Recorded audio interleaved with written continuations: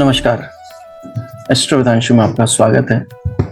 और आज हम फिर से पिछले लेक्चर में हमने सैटर्न के बारे में पढ़ा था और आज हम बात करेंगे राहु और केतु की।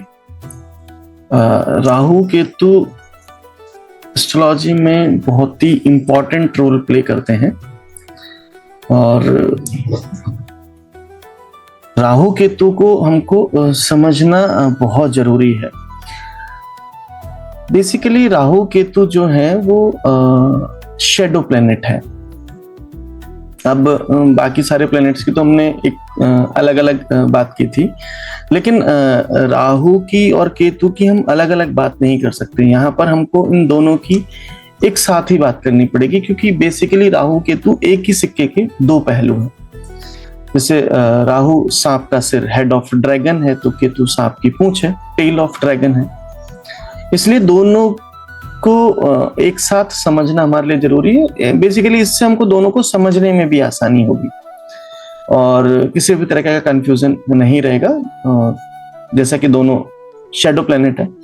अब एक पौराणिक मत के अनुसार एक राक्षसी सिंगिका, उसके पुत्र हैं ये दोनों, जो पौराणिक कहानी है। तो हम पहले जैसा कि बाकी में किया था, तो हम पहले जो स्टोरी है पौराणिक कहानी, उसी को समझते हैं कि उसमें किस तरीके से इसको एक्सप्लेन किया गया है। तो बेसिकली पौराणिक मतानुसार राहु महामायावी, महाशक्तिशाली, महाप्रतापी और दुर्जय है। दैत्यों का महापराक्रमी सेनापति तथा सिंहिका नाम का राम की राक्षसी का पुत्र है। सिंगिका नाम की राक्षसी बेसिकली जो रामायण में भी इसका वर्णन आता है कि वहां पर एक राक्षसी थी या मायावी राक्षसी थी, जो उड़ते हुए जो पक्षी होते थे उनकी शैडो, उनकी परछाई को पकड़ करके उनको खा जाती थी। तो वहां से ही इसका कनेक्शन निकल करके आता है।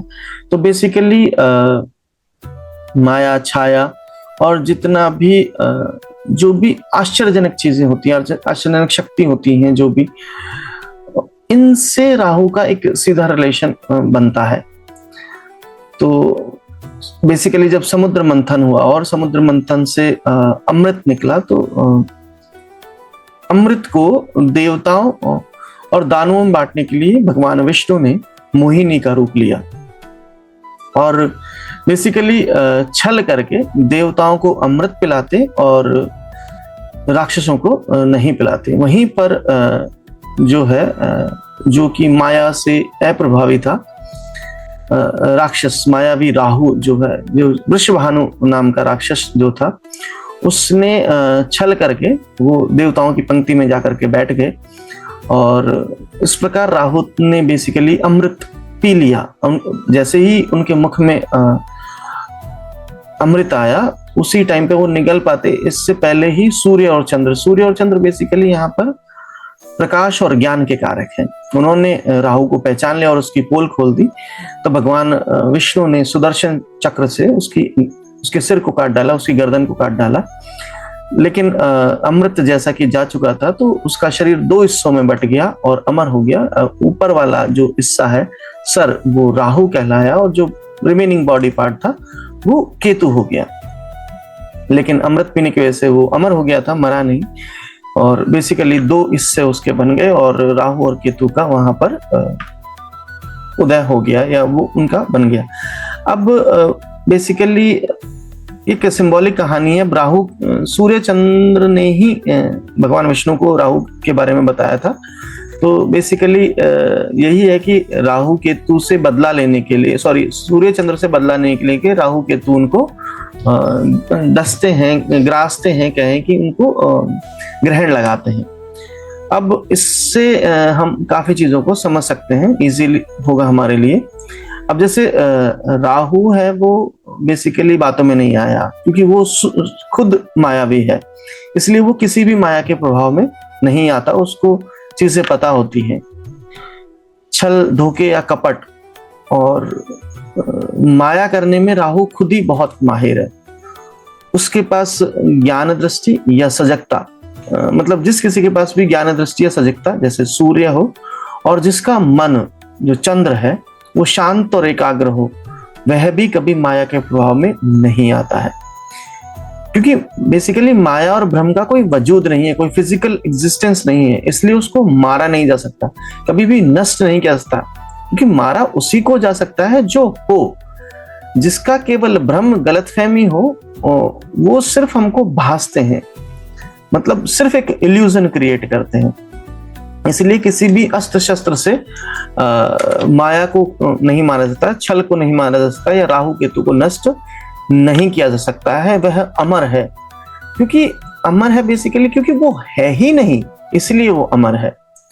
इसलिए ज्ञान द्वारा या सत्य की अनुभूति या बोध द्वारा उसकी स्वतः निवृत्ति या निराकरण हो जाता है। जैसे स्वप्न की निवृत्ति हो जाती है, हम स्वप्न में बहुत कुछ देखते हैं ड्रीम्स में, लेकिन जब उठते हैं, नींद से जागते हैं, तो हमें पता होता है कि स्वप्न था और वहां पर जो भी हुआ वो बस एक इल्यूजन था। और बेसिकली जैसे मायाविनी जो राक्षस सिंह का जो राक्षी है, उसका पुत्र होने की वजह से वो चमत्कृत कर देता है, असंभव चीजों को संभव कर देता है, क्योंकि माया में दक्ष है। और इसीलिए ये राहु को महाशक्तिशाली और महापराक्रमी बनाते हैं। और बेसिकली माया जो है वो ज्ञानियों, अनुभवियों तथा महान शक्ति से संपन्न लोगों को भी मोहित कर देती है। और इसका सबसे अच्छा एग्जाम्पल मृग मरीचिका भी है। जैसे हम फिल्म देखने जाते हैं तो वहां पर डायलॉग और जो भी सीन चल रहे होते हैं, उसको देख करके हम और बाकी लोग भी रोते भी हैं, हंसते भी हैं, डरते भी हैं, एक्साइटेड भी होते हैं, जबकि हमको पता है कि जो कुछ भी हो रहा है वो सच नहीं है, वो सिर्फ एक शेडो, लाइट और जो साउंड है, उन सब का एक कॉम्बिनेशन है और इसके ज्यादा कुछ नहीं है। वो एक, जैसे हम कहें कि जब भी हम जादू देखते हैं, मैजिक देखते हैं, तो वहां पर भी हम एकदम चकित हो जाते हैं कि ऐसा कैसे हुआ, इंसान को 2 हिस्सों में कैसे काट दिया, इस तरह की चीजें वहां होती हैं। तो बेसिकली यही माया की शक्ति है। और बेसिकली संतों ने बेसिकली माया को महाठगनी कहा है, और राहु इसी माया का कारक है, इसलिए दुर्जय है, उसे हराया नहीं सकता, महापराक्रमी है। अब जैसे बात करें आगे, तो समुद्र मंथन में अमृत के अलावा विष, वारुणी मतलब मदिरा, लक्ष्मी, अप्सराएं, ऐरावत हाथी आदि रत्न भी निकले थे। इसलिए राहु का बेसिकली डायरेक्ट और इनडायरेक्ट इन चीजों से कनेक्शन बनता है। राहु जो है बेसिकली विष्णु विरोधी है, सूर्य का शत्रु है, क्योंकि भगवान विष्णु के ही सुदर्शन चक्र से वो 2 भागों में बटा था। इसलिए यहाँ पर हम समझ सकते हैं कि राहु विष्णु का विरोधी है, क्योंकि जब किसी भी इंसान को मारा जाता है तो वो उसका विरोधी, मतलब उसको अच्छा नहीं लगता है। इस चीज को यहाँ पर हम समझ सकते हैं। अब हम बेसिकली, क्योंकि कहते हैं कि ये शेडो प्लेनेट है, तो इसके हम साइंटिफिक एस्पेक्ट्स को समझ सकते हैं। तो बेसिकली जो अर्थ होती है उसका अपना एक ऑर्बिट है, वो एक ऑर्बिट में सूर्य के चारों ओर चक्कर लगाती है। उसी प्रकार चंद्रमा का भी अपना एक ऑर्बिट है, वो भी चक्कर लगाता है। और दोनों के ऑर्बिट एकदम डिफरेंट है, क्योंकि जो अर्थ है वो सूर्य का चक्कर लगाती है और चंद्रमा जो है वो पृथ्वी की परिक्रमा करते हैं। और दोनों ही एक इमेजिनरी पॉइंट में, जैसा कि आप पिक्चर में देख सकते हैं, एक इमेजिनरी पॉइंट पर एक दूसरे को क्रॉस करते हैं, काटते हैं। और इसी को साइंस में basically north node of moon और साउथ नोड ऑफ मून कहा जाता है, एक राहु और दूसरा केतु। और बेसिकली यही 2 एक इमेजिनरी पॉइंट है जो बेसिकली सूर्य और चंद्र ग्रहण के या सूर्य और चंद्र ग्रहण, सोलार और लूनार इक्लिप्स का कारण बनते हैं या उसका आधार बनते हैं। दोनों ही काल्पनिक हैं और हमेशा एक दूसरे के अपोजिट रहते हैं, एक 180 डिग्री पर रहते हैं। तो आप कुंडली में जब भी देखेंगे तो राहु और केतु आपको हमेशा एक दूसरे से अपोजिट मिलेगा। अगर राहु चौथे घर में है तो केतु 10 में होगा, केतु 10 में है तो राहु चौथे घर में होगा, राहु अगर पहले घर में है तो केतु सप्तम में होगा, और इसका वाइस वर्सा। इसी तरीके से आपको हमेशा दोनों ग्रह मिलेंगे। ज्योतिष के काल्पनिक राहु केतु हैं बेसिकली 180 डिग्री पर हमेशा। और बेसिकली दोनों एक इमेजिनरी पॉइंट है, नाम का ही इन दोनों में डिफरेंस है, बाकी है एक जैसे। जैसे राहु को हम ग्रहण बोलते हैं, लेकिन केतु को हम मोक्ष का कारक बोलते हैं, तो इसको भी हम समझेंगे यहाँ पर। तो बेसिकली दोनों इमेजिनरी हैं, इसलिए केवल भ्रम देते हैं, दोनों ही भ्रम देने का काम करते हैं। और जब भी बेसिकली हम जो ऑर्बिट में बात करेंगे तो वहां भी हमने कहा कि जैसा इमेजिनरी पॉइंट है, इसलिए हमेशा ये भ्रम कारक है, या हमने इसको शैडो प्लैनेट कह दिया, छाया ग्रह कह दिया। लेकिन भ्रम, छाया, माया या कल्पना में कितनी शक्ति या प्रभाव है, ये हम थोड़ी देर पहले कुछ एग्जाम्पल से समझ चुके थे। जैसे हम फिल्म में देखते हैं तो हम रोते भी हैं, हंसते भी, एक्साइट भी होते हैं, जब भी हमें पता है कि वहां पर कुछ भी नहीं हो रहा, इसलिए इसको बहुत इंपॉर्टेंट माना गया है। और इसीलिए इसको हम कभी भी इग्नोर नहीं कर सकते, इसकी एक ज्योतिष में बहुत ही इंपॉर्टेंट रोल प्ले करते हैं, या बहुत ज्यादा इंपॉर्टेंस है। अब हमको पता है कि राहु केतु का साइंस के अकॉर्डिंग भी कोई एग्जिस्टेंस नहीं है, और बेसिकली यहाँ पर ज्योतिष में भी कोई एग्जिस्टेंस नहीं है। लेकिन जो भारतीय ऋषि हैं उन्होंने हमेशा सत्ताओं का मानवीकरण और चरित्रीकरण किया है। तो अगर हमें ऐसा नहीं पता हो तो हम इसको भी अंधविश्वास या पाखंडी समझ लेंगे, लेकिन ऐसा है नहीं, ये हम समझ सकते हैं इसको। और ऐसा भी लग सकता है बहुत लोगों की कि पंडित और पुराण विद्या अंधविश्वासियों की एक बनाई गई कल्पना है, कथा मात्र है, लेकिन ऐसा नहीं। हम आज भी देखते हैं कि सोलार इक्लिप्स और लूनार इक्लिप्स, सूर्य ग्रहण और चंद्र ग्रहण होता है। उसका कारण क्या है? तो उसका कारण भी बेसिकली वही है। और वास्तव में बेसिकली हम कहेंगे तो ग्रहण का जो कारण है, सूर्य ग्रहण या चंद्र ग्रहण का कारण, वो राहु केतु नहीं है, वो सूर्य और चंद्र ही है। बेसिकली सूर्य चंद्र अर्थ के ही कॉम्बिनेशन से सूर्य ग्रहण और चंद्र ग्रहण होता है। तो हम इसको ये कह सकते हैं कि यहाँ पर जो है बेसिकली जो कुछ हो रहा है हमारे अज्ञान के कारण ही हो रहा है। इसलिए मतलब हम बहुत ही पुराने ग्रंथों को देखें तो वहां पर राहु केतु की कोई एग्जिस्टेंस नहीं आती है, बेसिकली वहां राशियों की भी एग्जिस्टेंस नहीं है। लेकिन आज के तारीख में इंसान ज्यादा कंफ्यूजन हो गया, उसके पास जीते ज्यादा है, मशीनी युग ज्यादा है, इसलिए राहु केतु की इन्वॉल्वमेंट भी ज्यादा है। इसलिए हमें इन चीजों को समझना जरूरी है। और बेसिकली राहु केतु रियली में एग्जिस्ट नहीं करते, कोई इनका फिजिकल एग्जिस्टेंस नहीं है, इसलिए इनको किसी राशि का भी स्वामी नहीं माना गया है। ये केवल भासते हैं, होने का भ्रम देते हैं।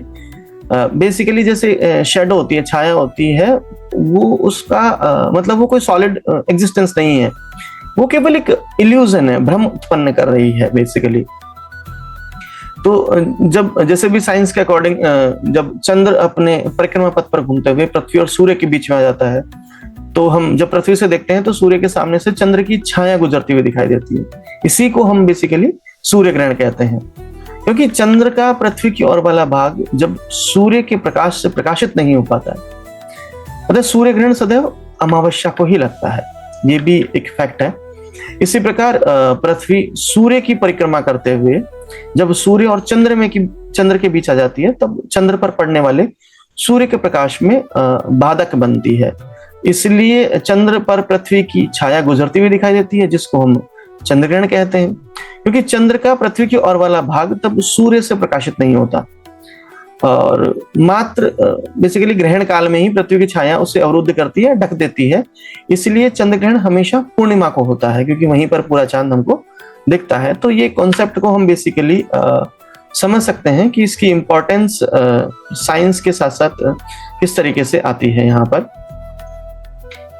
अब हम बेसिकली राहु केतु के ज्योतिष वाले पार्ट को समझते हैं कि इसमें बेसिकली क्या चीजें हैं, राहु और केतु क्या है। तो ज्योतिष के अनुसार जैसा कि कहा कि राहु और केतु दोनों जो हैं वो आकस्मिकता या संक्रमण के कारक है, दोनों ही छाया ग्रह हैं, और नए होते हुए भी अपना पूरा प्रभाव लोगों पर डालते हैं। जिस प्रकार होने वाले ग्रह अपना प्रभाव डालते हैं, उसी प्रकार ये भी शैडो प्लैनेट होते हुए अपनी पूरी तरह से लोगों को अफेक्ट करते हैं। और दोनों का जो प्रभाव है वो एक अलगाववादी या पृथकताजन्य है। दोनों ही अपनी दृष्टि में पृथकताजन्य या संक्रामक प्रभाव रखते हैं। और दोनों ही अपने से 5वें 7वें 9वें भाव को पूर्ण दृष्टि से देखते हैं। दोनों सदैव एक दूसरे के आमने सामने या विपरीत होते हैं, 180 डिग्री पे होते हैं। और बेसिकली ज्योतिष में राहु केतु की सप्तम दृष्टि को नहीं माना जाता है। बेसिकली हम 5th और 9th को ही कंसिडर करते हैं, क्योंकि 7th एक दूसरे से कैंसिल आउट हो जाती है। बेसिकली डिटैचमेंट और अटैचमेंट के भी कारक जैसे इनको बोला गया है। और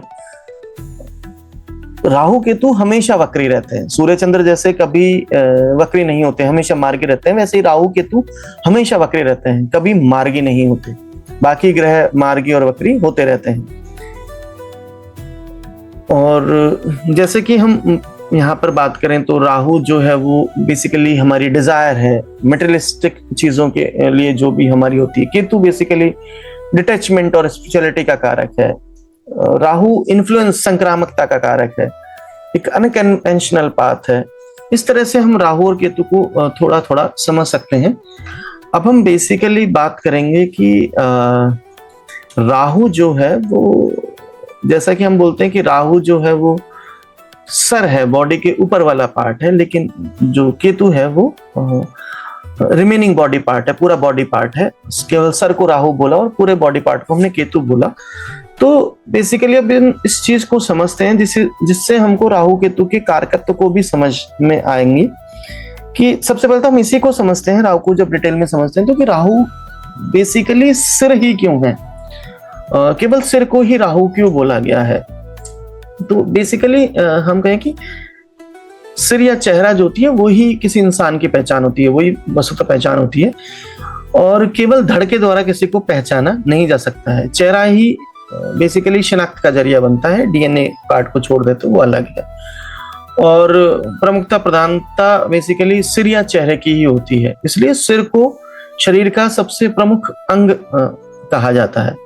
और शरीर का सबसे ऊंचा स्थान होने से सम्माननीय भी होता है। शरीर को नियंत्रित करने वाला अंग दिमाग भी सिर के अंदर ही होता है, सिर में ही होता है। या हम कहें कि जो सिर है वो शरीर का बेसिकली एक कंट्रोल रूम है। और जो हमारी ज्ञानेंद्रियां हैं, 5 ज्ञानेंद्रियां, आंख, नाक, कान, जीभ और त्वचा, ये गर्दन से ऊपर ही है, सिर या चेहरे में ही विद्यमान है। और स्किन का बाकी वाला पार्ट जैसे बॉडी में भी होता है, लेकिन मेनली 5 ज्ञानेंद्रियां हमारी सर वाले पार्ट में ही है, इसलिए उसकी इंपॉर्टेंस ज्यादा है। और चेहरे की इंपॉर्टेंस ज्यादा है, सर की इंपॉर्टेंस ज्यादा है।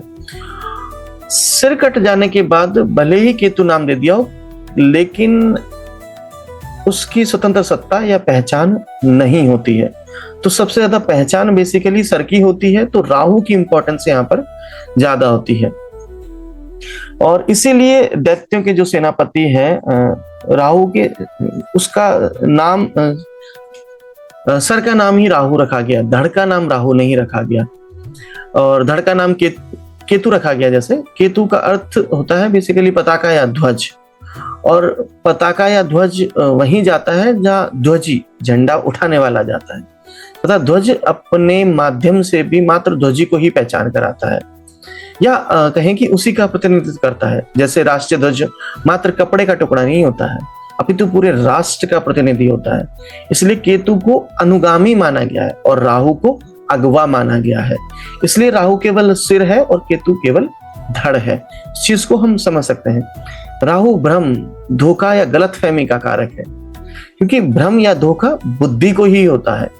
इसलिए गलत निर्णय पर वो हमको पहुंचा देती है। जब भी हमें बुद्धि को धोखा होता है तो वो हमें गलत निर्णय पर पहुंचा देती है, हम गलतफहमी के शिकार हो जाते हैं। और यह धोखा या भ्रम बुद्धि को केवल और केवल ज्ञानेंद्रियों के माध्यम से ही हो सकता है। इसलिए ज्ञानेंद्रियां केवल सर वाले पार्ट में थी, तो वहीं से भ्रम होता है। इन्हीं के माध्यम से एक जो स्वस्थ बुद्धि है वो भी खराब हो जाती है, क्योंकि बुद्धि ही बेसिकली ज्ञान का कारक है। तो ज्ञान ही हमें गलत मिलेगा तो चीजें हमारे साथ गलत ही होगी। और इसीलिए राहु आइडिया, बेसिकली अनुसंधान, खोज का भी कारक है, क्योंकि ये सब चीजें भी यहीं पे आती। तो हम पॉजिटिव और नेगेटिव एस्पेक्ट्स दोनों को यहाँ पर समझ सकते हैं। बुद्धि, दिमाग, आंख, नाक, कान, जीभ और त्वचा, ये सब गर्दन से ऊपर या सिर में ही होते हैं, और राहु इन्हीं को प्रभावित करके हमें भ्रम में डालता है। इसलिए उसके प्रभाव क्षेत्र या कार्य प्रणाली को सरलता पूर्वक संपूर्णता से मात्र इस रूपक से ही समझा दिया जाता है कि राहु केवल और केवल मात्र सिर है। सिर या चेहरा ही पहचान का माध्यम है, पहचानने में ही धोखा होता है। भेष या रूप बदल कर देने पर पहचानना कठिन हो जाता है। राहु धोखे का कारक है, इसलिए भी राहु सिर है।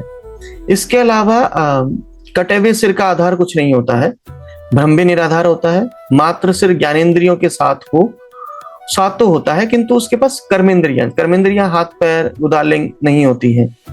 केवल वाणी ही कर्मेंद्रिय उसके पास है। इसलिए भ्रम संशय दुविधा या असमंजस में पड़ा व्यक्ति भी कुछ कर्म नहीं करता। केवल या हम कहें कि वह सही निर्णय नहीं ले पाता है, वह केवल हमेशा एक उधेड़ बुन में ही लगा रहता है। वो प्लानिंग करता है, कल्पनाएं करता रहता है, कर्म नहीं करता रहे। कर्म के नाम पर सिर्फ और सिर्फ वह बोलता है, क्योंकि उसके पास एक ही कर्मेंद्रिय है। वो दावे करता है, तर्क करता है, बकवास करता है, खुद की बड़ाई करता है, दूसरों की आलोचना करता है, दूसरों की बुराई करता है, दूसरों में उसके कामों में हमेशा गलती निकालता है, लंबी लंबी डींगे हाँकता है, बातों में ही उलझाता फंसाता या ठगता है, किंतु करता कुछ नहीं है। और बेसिकली खराब राहु से जो प्रभावित लोग होते हैं वो ऐसे ही होते हैं। ये सब कार्य केवल बस मतलब ये कहें कि ऐसे लोग सिर्फ एक टाइम टेबल बनाते रहते हैं, प्लानिंग करते रहते हैं, और यही बेसिकली उनका कर्म है, करते कुछ नहीं है। शेख चिल्ली की भांति हवाई किले बनाते रहते हैं, आधारहीन होने से, केवल ऊर्जावान होने से हवा में ही उड़ते रहते हैं। इसलिए राहु सिर्फ सिर है, कटा हुआ सिर, जो डराने पर आ जाए तो कल्पनाओं में भी डरा देता है। दुस्वप्न दिखाना राहु का ही काम है बेसिकली। तो ये राहु को हम समझ सकते हैं। अब हम कारकत्व की बात करें तो ज्योतिष में राहु माया है, भ्रम है, शक है, वहम है, अविश्वास है, संदेह है, दुविधा है, असमंजस है, संशय है, धोखा है, छल कपट, गांठ या उलझन है, रूपांतरण है, जादू है, आकाशवाणी है, बिजली है, आइडिया है, स्वप्न है, किसी का एकदम से प्रकट होना, कौंधना, अदृश्य हो जाना, पाखंड, आडंबर, विष, नशा। नशे में बेसिकली सूखे नशे जैसे तंबाकू, चरस, गांजा, ये राहु के आते हैं।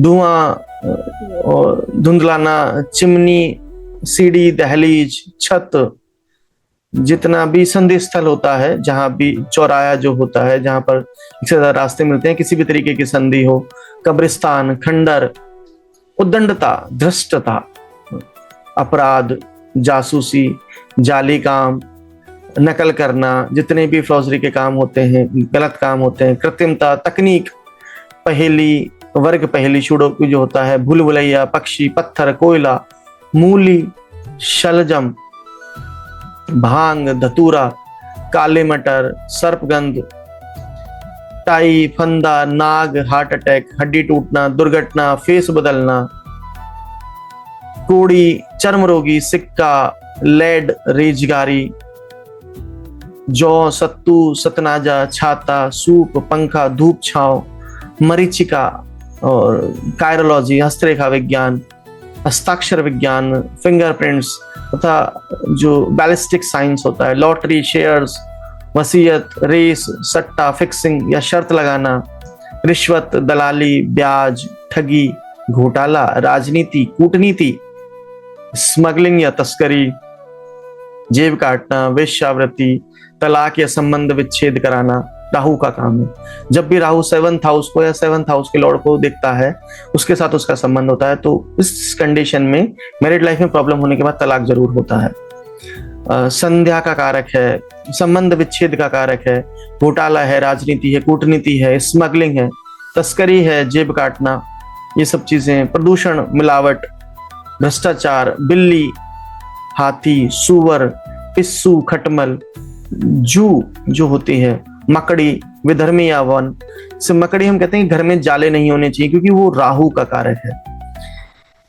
गोमेद, जस्ता, रागा, शून्यता, प्याज, लहसुन, लाजवर्त, हकीक, जुराब, हैट, धूप का चश्मा, बुरका, नक्शा, आर्किटेक्चर, सड़क या पुल निर्माण, सिविल इंजीनियरिंग बेसिकली, तंत्र, टोटके, भूत पेत्र, ऊपरी हवा, सम्मोहन, मैस्मरिज्म, पुनर्जन्म, रहस्य, रहस्यमय रोग, कैंसर, ट्यूमर या नासूर, दाद, कुष्ठ आदि घृणित होना, मोतियाबिंद, नीला रंग या बैंगनी रंग, मूर्छा, मिर्गी आना, बादी, बवासीर, बेवाई फटना, दुर्गंध,